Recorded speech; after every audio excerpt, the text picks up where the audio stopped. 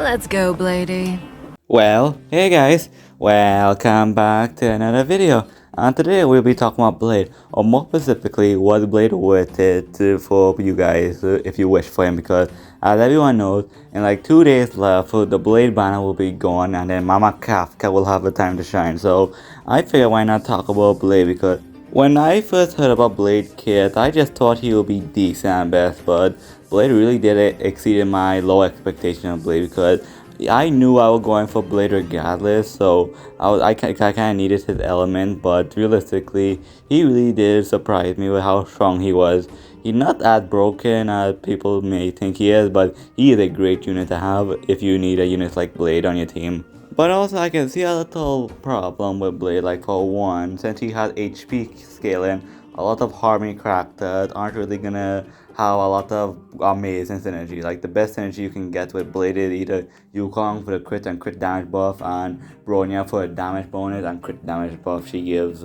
But even without an HP scaling harmony character that's not gonna come out for a while, he has a lot of strength going for him. For one, he has an insane artifact set that gives him 16% crit rate and a little more HP, which is solid. He have two solid planet ornament sets, one that can increase his ult and follow-up attacks, and one that increase his skill and basic attacks, so that's nice. But Blade also has a lot of expensive options that you don't need but very nice to have. For example, Blade will really appreciate if you have a sub-wolf on your team, because for one, defense is like one of the only ways to increase its damage, because as I said before, defense shred doesn't care about if you scale about attack no HP. It just, if you do damage, defense shred will just make you do more damage basically.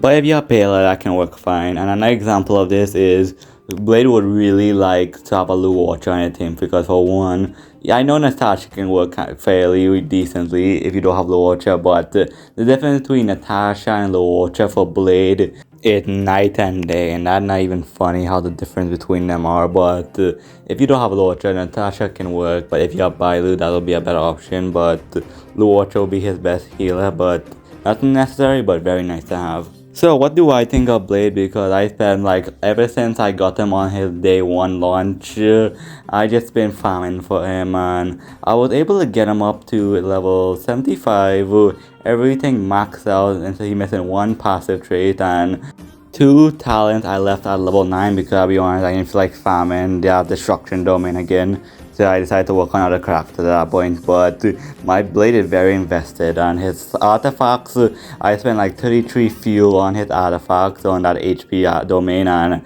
it was an investment, let's say that, because I'll be honest, now Blade is like one of my strongest characters I have in my account, so yay! But speaking on that, right now I'm trying to get my Yukong up, and right now I got my Yukong up a little bit investment, and let's say with the crit damage buff, that is insane how much damage my Blade can do. I remember hitting like 62,000. And if I can get some refinements on that Lycon I'm using on her, that gives her like, I forgot how much damage bonus that gives, but the amount of damage bonus, like 60 something damage bonus that Lycon gives, the free one you get from the Chaos Realm, is insane. So I definitely have to start back farming those pieces to get that Lycon to Super Imposition 5, because I'm excited to get her up. And also Yukong is so hard, it's fine. But overall, I was pretty lucky with the craft I have. It's kind of unfortunate that I don't have Blade with Luocha, but I have Silver Wolf, so that's good enough for me. And Yukong, I have a E2,